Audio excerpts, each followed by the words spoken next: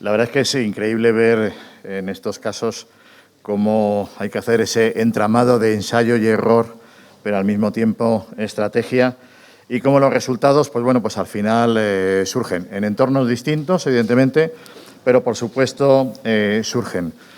Y bueno, y todos los conceptos que se nos están acercando en este entorno de metaverso, en este entorno de las NFTs, de criptos, de blockchains, que efectivamente no es futuro, es una realidad, es un hoy en día y que tenemos que estar muy atentos y además tenemos que adaptarnos a toda esta circunstancia.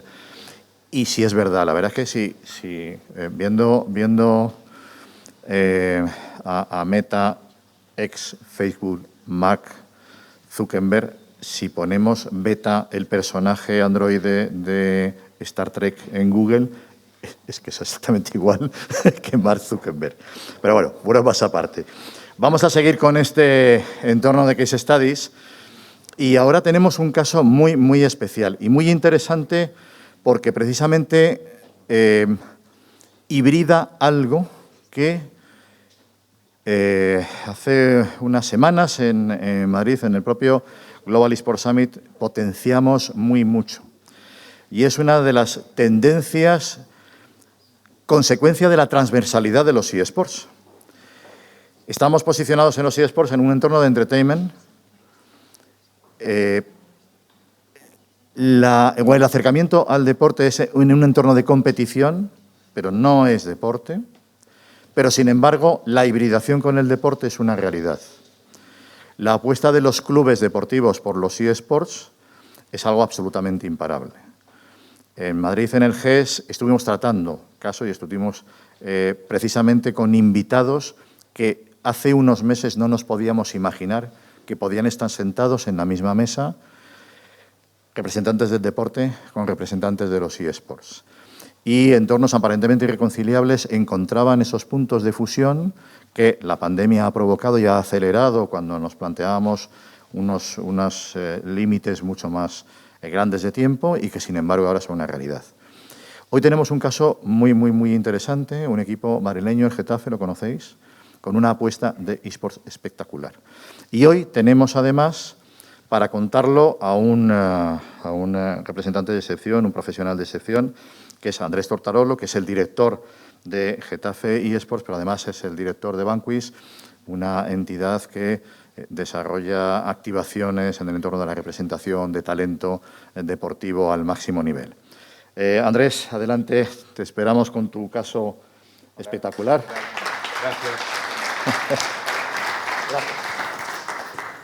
Gracias, Antonio. Bon día, lo único que sé decir en catalán. Me perdí el curso que hizo Antonio con Siri en el iPhone. Pero, bueno, la idea de hoy es presentarles, como decía Antonio, el caso del Getafe. Y con todo lo que estuvieron viendo hasta ahora, o estuvieron escuchando, ya tienen un poquito de información de hacia dónde está yendo la industria, qué interesa, qué no interesa, cómo es el ecosistema. Nos gusta pensar y hacer que Getafe eSports sea algo más que simplemente un equipo de eSports. Y les vamos a mostrar un caso puntual de cómo, intentando impactar a la audiencia de los eSports, empezamos a desarrollar más cosas tomando el equipo de eSports como excusa, o sea, para que vean de alguna manera que los eSports dentro de un club de fútbol, que al principio eran instituciones que se revolvían mucho, estaban incómodas con esto, el gaming era algo que, como enseñaban antes en una diapositiva, el estereotipo de gamer era alguien con granos que pasaba horas todo el tiempo, era un nerd, etcétera. Eso fue cambiando y les vamos a mostrar un caso de cómo hemos creado determinados productos satélites para empezar a utilizar los eSports como excusa, crear un ecosistema y darle transversalidad.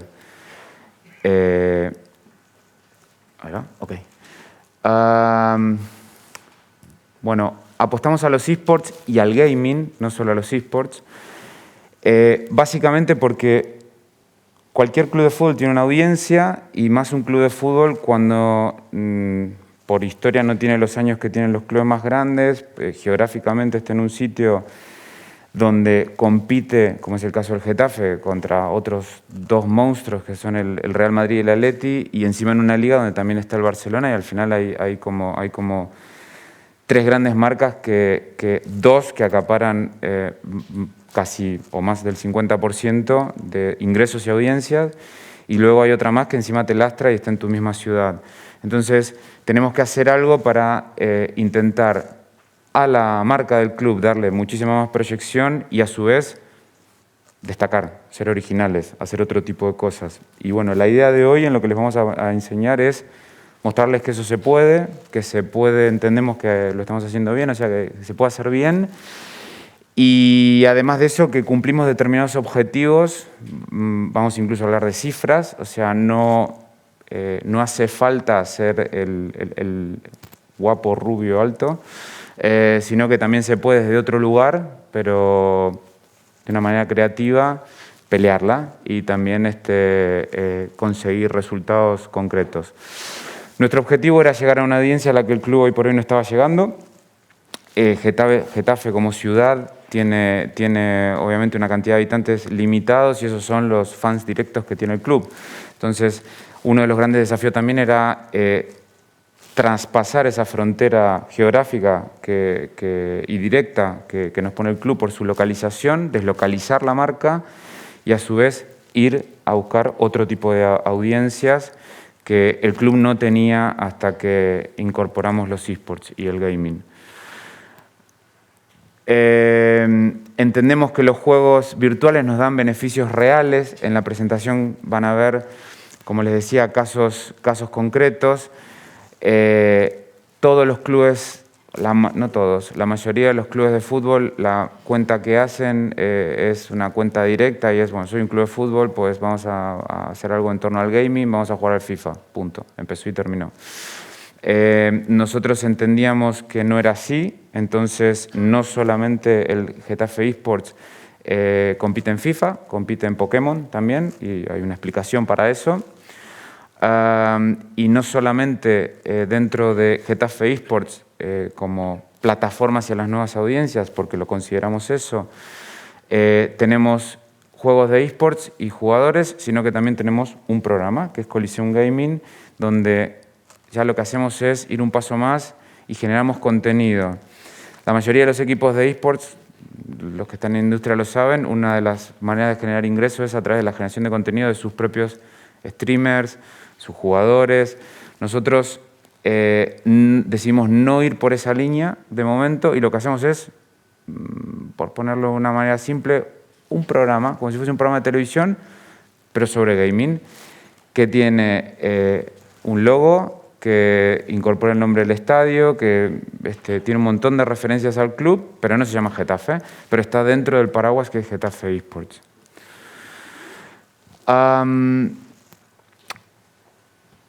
Hicimos todo esto porque entendíamos que era la mejor forma de diferenciarnos, de poder controlar nuestro relato, de poder aportar valor a través de los contenidos, de tener más presencia en los medios y a su vez, al ampliar la oferta, también podíamos ampliar las fuentes de ingreso.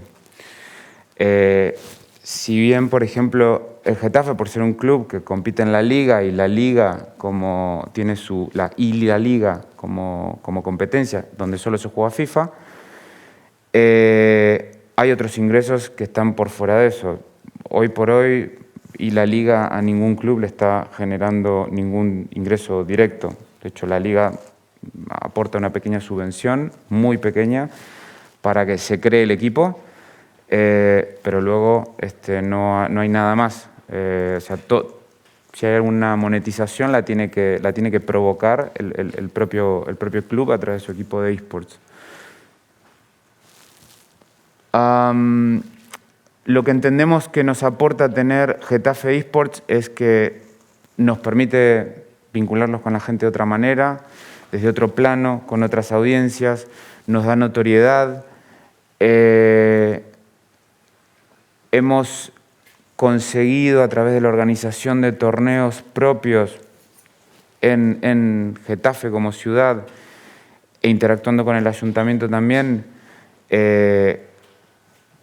conseguir nuevos fans digitales, o sea, no como lo vería un club tradicional de, bueno, tengo un socio, generé un abonado. Hoy por hoy el club tiene sold out sus abonos, o sea que incluso eso sería imposible. Entonces el estadio físicamente no lo podemos agrandar más. ¿Cómo podemos hacer para recaudar más, ampliar esa base de fans y tener una relación muchísimo más directa los 7 días de la semana, no solamente un sábado o un domingo cuando juega el equipo en la liga? Hemos aumentado el tráfico en las redes sociales y luego vamos a ver un ejemplo de Pokémon. Hemos empezado a expandir la marca del club y a empezar a monetizar esa expansión de marca en otros mercados como Japón, donde nunca nos hubiésemos imaginado y donde el club hoy por hoy, digamos, si tiene que ir a rebufo de los derechos audiovisuales, pues los que se llevan la mayor parte del pastel son el Barça y el Real Madrid. Arrancamos con esto en el 2018. En el 2018 los ingresos que tuvimos, bueno, ahí lo están viendo, son 50.000. En el 2021 la pandemia de alguna manera aceleró el consumo o forzó a la gente a que consuma contenidos digitales. Eso nos benefició, obviamente, o sea, como sociedad nos perjudicó en un montón de cosas, pero también creo que nos enseñó muchas otras y nos forzó a cambiar la manera en la que nos comunicábamos, relacionábamos. Eso nos ayudó y se refleja económicamente en la cuenta de resultados del equipo. Y entendemos que esa tendencia va a seguir al alza y en el 2022 esperamos tener proyectado 500.000 euros de ingresos. Hoy por hoy cada vez está siendo muchísimo más asequible los costes de estructura que tiene un equipo de eSports. También depende, hay distintos niveles, distintas calidades, frecuencia de streameo o de generación de contenido. Para nosotros tener Coliseum Gaming como, vamos a decir, como nuestra ventana hacia el mundo y produciéndolo como si fuese un programa de televisión, requiere y tiene unos costes que son parecidos a los de un programa de televisión. Entonces, eso quizás es un puntito más caro, pero la realidad es que nos renta en cuestión de imagen y en la oferta diferenciadora que podemos ofrecerle a determinadas marcas.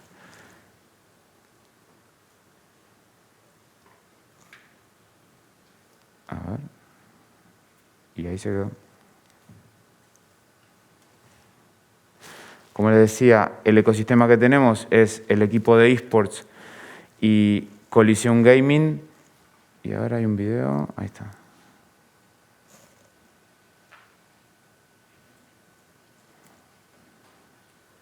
Y aquí yo perdí el control.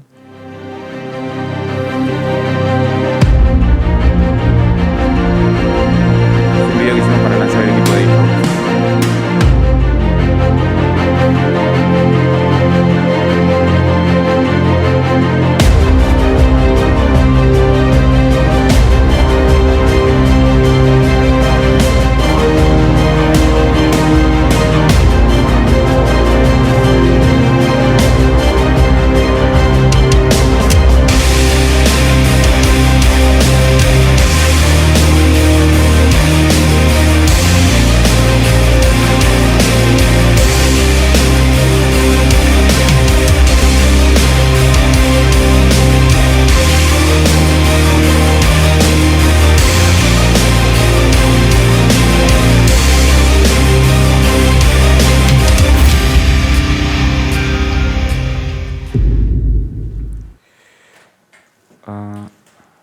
Entonces, hoy estamos compitiendo en 2 títulos, FIFA y Pokémon.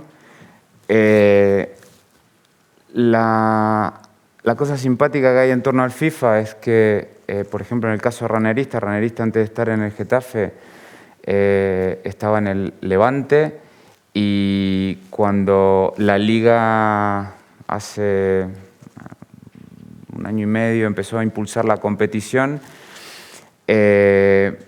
prácticamente esto se comportó como si fuese el pase de un jugador real. O sea, él se quería ir del Levante, estaba negociando con otro club a ver quién le pagaba más, qué le ofrecían, a ver si nosotros, una tontería, ¿quién le daba más FIFA Points? Que es como que te diga, los FIFA Points en el FIFA es como que él puede configurar un mejor equipo para después presentarse a competir, si le íbamos a dar un psicólogo, si iba a tener un fisioterapeuta, bueno, una serie de cosas que, no sé, hace un par de años atrás eran, si venía alguien y planteaba eso, decía, este tío está charlado, es una ridiculez lo que está pidiendo. Entonces se está empezando a profesionalizar toda la escena y se está yendo en esa dirección. No todos los clubes, en lo que es fútbol y en España puntualmente, lo están acompañando, se lo están tomando igual de en serio o están invirtiendo la misma cantidad de dinero.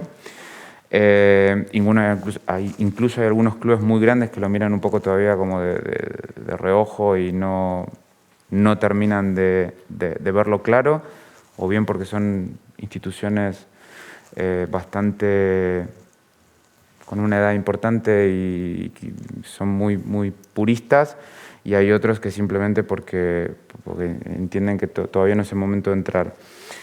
Y luego lo que hicimos es el caso de Casti. Casti es de Getafe, vive en Getafe, es fan del Getafe, es hincha del Getafe, y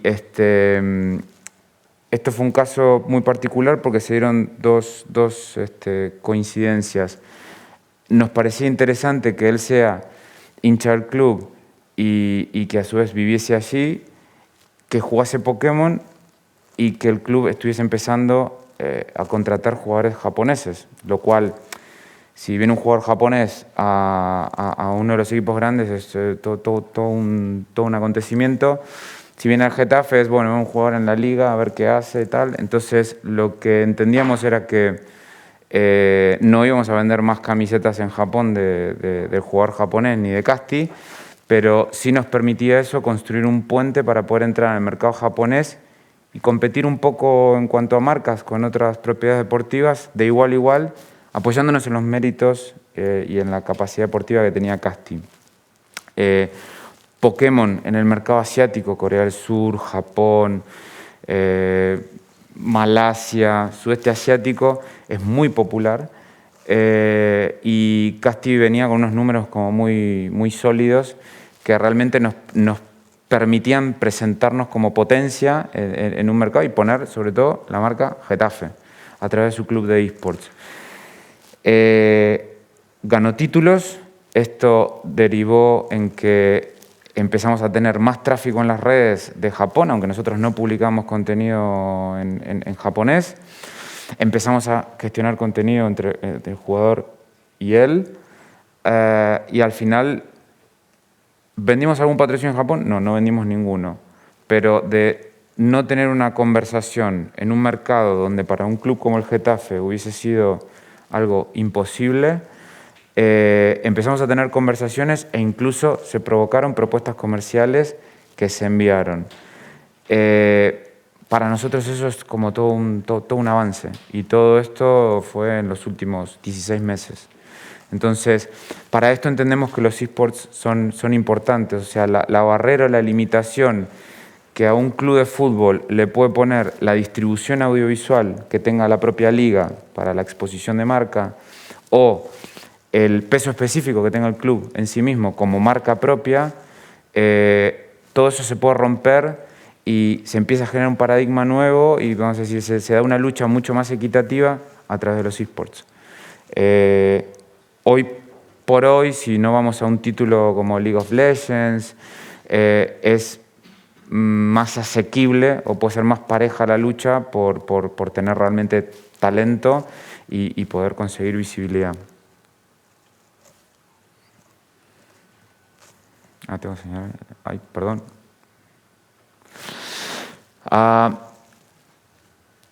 El programa de patrocinio del equipo de eSports hoy viene obviamente muy marcado por el programa de patrocinio que tiene el club. Esto no está ni bien ni mal. Nosotros cuando pensamos el equipo entendíamos que el equipo tenía que ser un activo más del club, como si tuviese una sección de baloncesto, como si tuviese una sección de fútbol base. Y por eso lo que hicimos fue subrogar el programa de patrocinio del equipo al programa de patrocinio del club. Entonces, lo bueno acá es que el club como institución sale a vender su patrocinio e incorpora como un activo que entiende como diferencial importante a su club de eSports. Por eso tenemos a Tecnocasa como patrocinador principal. Internamente en las cuentas, esto no solo se traduce en que en la equipación de los jugadores o en el contenido que generemos tengan visibilidad estos patrocinadores, sino que en la cuenta de resultados del equipo también se imputa el proporcional del patrocinio que entra a nivel global en el club. Tenemos como sponsor técnico a Homa, LG, EA Sports, Coca-Cola y Roll Digital, que nos vende publicidad digital. Lo bueno de tener el programa patrocinio incorporado o que el equipo sea un activo del club es que a medida que nosotros vamos creciendo con la oferta a través de Getafe eSports y de Colisión Gaming, empiezan a haber marcas que lo que quieren hacer es no inversiones estratégicas, sino inversiones tácticas y quieren llegar a una determinada audiencia en un momento con un producto y cogen al equipo de eSports. No son patrocinadores, por eso no figuran aquí, pero de repente quiero hacer una campaña de Black Friday y no sé, vendo headphones. Entonces no me va a alcanzar el dinero ni me va a servir estar en los LEDs alrededor del campo, en el equipo, en un partido, pero sí me sirve ir a la audiencia de Colisión Gaming, hacer un product placement en Colisión Gaming, este tipo de cosas. Hoy por hoy esto lo estamos gestionando de esta forma y la verdad que nos está dando muy buenos resultados. Siempre la premisa es vender el club y derramar hacia abajo, pero muchas veces lo que hacemos es segmentar. No se ha cerrado ninguna, pero ha habido propuestas que del equipo de eSports han subido hacia el club. Entonces, en un corto o mediano plazo, la idea es que esto sea un círculo virtuoso y que el equipo de eSports no solo chupe, sino que también aporte. Ahora sí hay un video de Colisión Gaming, creo, ¿no?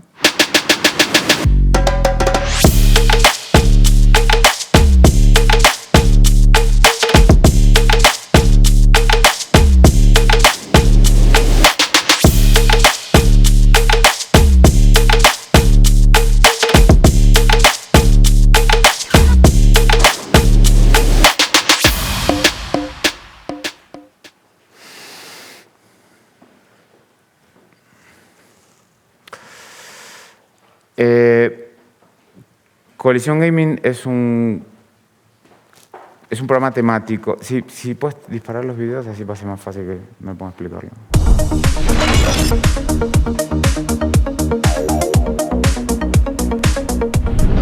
Hola a todos, por fin tenía muchísimas ganas de estar aquí para enseñaros lo que os voy a mostrar a continuación.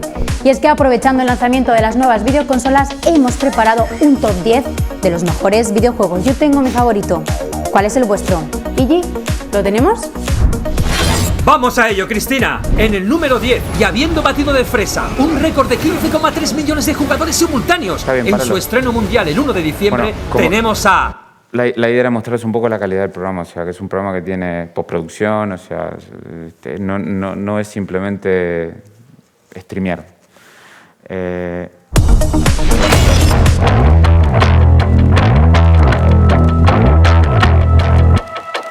saltar eso?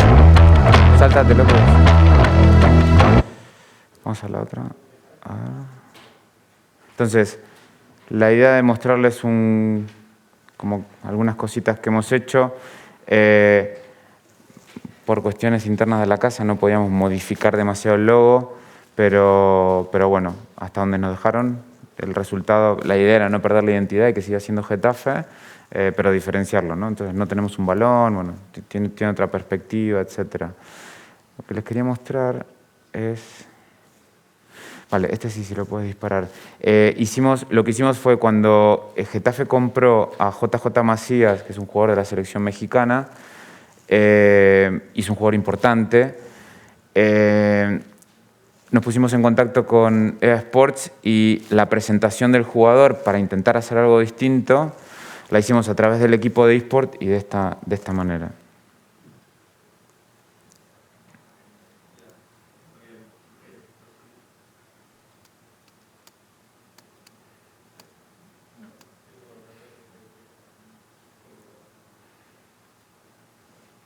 ¿Va? Si no, lo cuento. No te preocupes. Básicamente lo que hicimos fue, EA Sports nos facilitó y nos hizo una serie de animaciones con el jugador. Hicimos una selección. Ahí está, se está viendo el vídeo, me parece. ¿Lo puedes ampliar? ¿Se puede ampliar? No, vale. Entonces la manera de presentarlo era como que alguien lo estaba seleccionando en el FIFA para que, ahí está, jugaba en Chivas, en el Guadalajara. Y se creó como todo este vídeo para presentarlo. Entonces lo seleccionas en el FIFA con la camiseta del Chivas, que era el equipo del que venía, y luego cuando ibas a jugar lo presentabas adentro de... Cuando ibas a jugar un partido con el Getafe y lo veías a él. Fue simpático, tuvo su notoriedad y la idea era hacer esto, seguir integrándolo. Tuvo muchísima repercusión en México, porque en México él era muy conocido, aquí no lo conocía nadie, pero de vuelta, también eso le sirve al club para, haciendo branding, abrir mercados en la audiencia que sigue el fútbol tradicional, que está envejeciendo, y en la nueva. ¿Puedo pasar? No me deja. Luego organizamos nuestros propios torneos, que es otra manera de activar. Los estamos haciendo puntualmente en FIFA, porque aquí no se juega tanto Pokémon, entonces no funcionaría. Esta es la final del último torneo que hicimos. Y, a ver.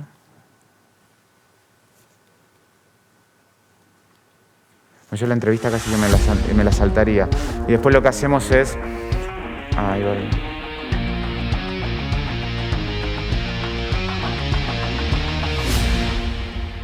Estoy en el palco presidencial del... No la vamos a hacer. Lo que hicimos fue, antes de que Marco Curela se vaya al club, hicimos una entrevista, y luego, lo que les decía antes, la integración de la marca, tanto del programa como del equipo eSport en los patrocinadores del club. El club, esto le cuesta dinero al club, o sea, es un sponsor que tendría que estar ahí, una posición que se podría vender, el club no la vende. Entonces, si ven los partidos, cuando vean partidos del Getafe jugando en casa, van a ver que aparece Coliseum Gaming, Getafe eSports en los LEDs, y está incorporado en toda la comunicación. O sea, hay una apuesta real y enfática del club a invertir en esto. Terminamos.